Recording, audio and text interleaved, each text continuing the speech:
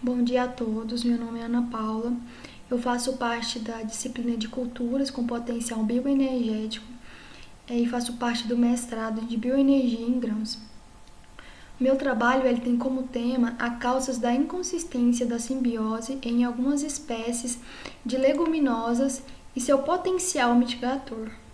Bom, então o que seria essa simbiose?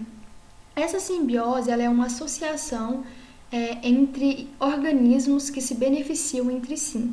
Então, já na fixação biológica de nitrogênio, as bactérias diazotrópicas, né, conhecidas também como os rizóbios, elas se beneficiam, a planta se beneficia juntamente com essas bactérias. Então, dessa forma, a disponibilização, né, desse nutriente, que é o nitrogênio, de forma assimilada na planta.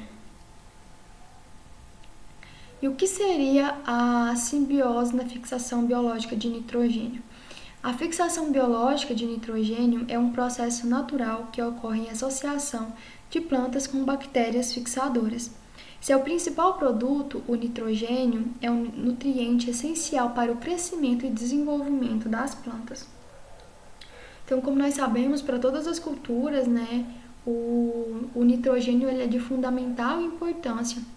Então, a gente deve sempre se atentar a esses nutrientes para o pleno desenvolvimento dessas plantas, como é o caso, né, das leguminosas, que elas realizam essa fixação biológica, muitas das vezes nem não precisa, né, colocar a introdução desse nutriente no solo.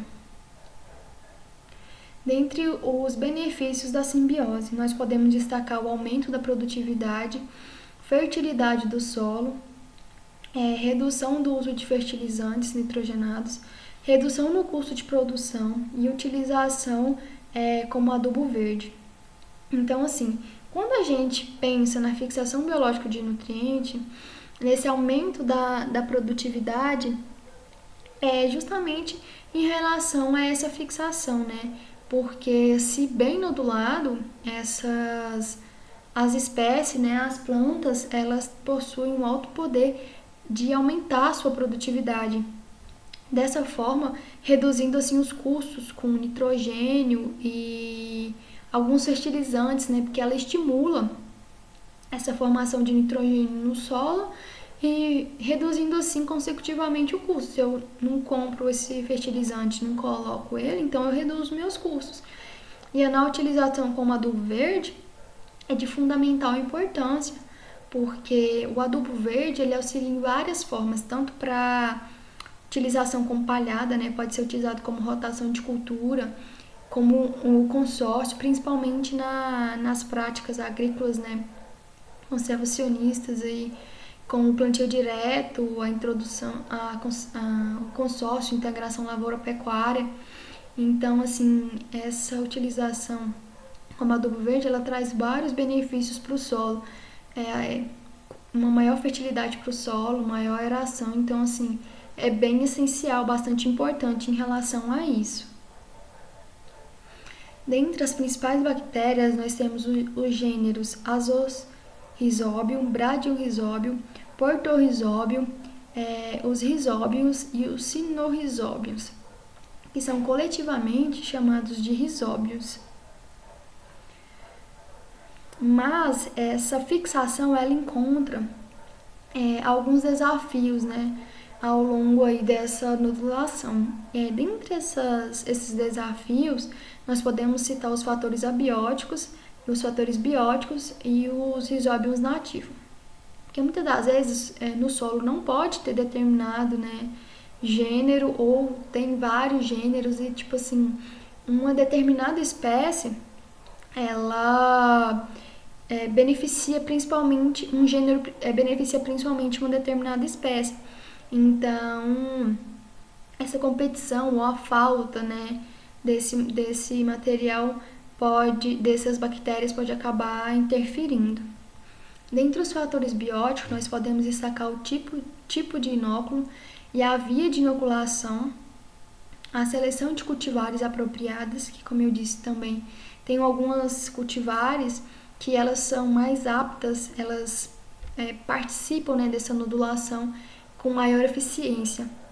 O controle de doenças, a competitividade do rizóbio, como eu disse anteriormente, e a sobrevivência saprófita, né, dessas bactérias no solo. Dentre os fatores abióticos, nós podemos destacar a acidez no solo, a temperatura, a fertilidade do solo e a umidade. Dentre esses fatores, quando se tem, né, um solo muito ácido, ele pode acarretar na indisponibilização, né? Pode acarretar na participação de alguns nutrientes no solo, como é o caso do cálcio, do magnésio, do fósforo, além também do elevado teor de alumínio, que ele pode interferir, né, em vários aspectos, além de também disponibilizar o magnésio. A temperatura também, ela afeta muito o crescimento, né, desses rizóbios, além da falta de água, que como nós sabemos, a falta de água, o déficit hídrico, ela interfere bastante nas características do desenvolvimento da planta, além da umidade também, que quando a gente tem umidades muito elevadas, essa nodulação ela fica um pouco reduzida, fica um pouco ineficiente. Aqui eu trouxe a cultura do feijão, porque é de fundamental importância nós estudarmos, né, algumas culturas, no meu caso aqui das leguminosas, no meu caso do feijão calpi, né, que foi o estudo que eu observei. Então, assim, esses estudos em relação à fixação biológica de nutrientes, eles são bastante importantes, pois eles nos possibilitam observar qual é o gênero que se adequa melhor com as espécies, quais as condições ideais para se ter essa nodulação e se ter essa redução, né, nessa aplicação desses fertilizantes nitrogenados. Então, esses estudos eles são de fundamental importância para a nossa sociedade e para essas pesquisas, né, elas influenciam muito no desenvolvimento da agricultura. Então, no estudo que eu observei do feijão calpi, quando se é realizado uma nodulação corretamente e ainda faz o incremento do molibdênio, que o molibdênio ele auxilia, né, nessa maior nodulação, nessa maior inoculação dessas bactérias, onde nesse estudo foi utilizado o bradyrhizóbio. E quando se aplica esse nutriente no solo, juntamente com a inoculação, né, desse bradyrhizóbios, pode-se observar um aumento na produtividade desses grãos. Outra cultura, né, a ser observada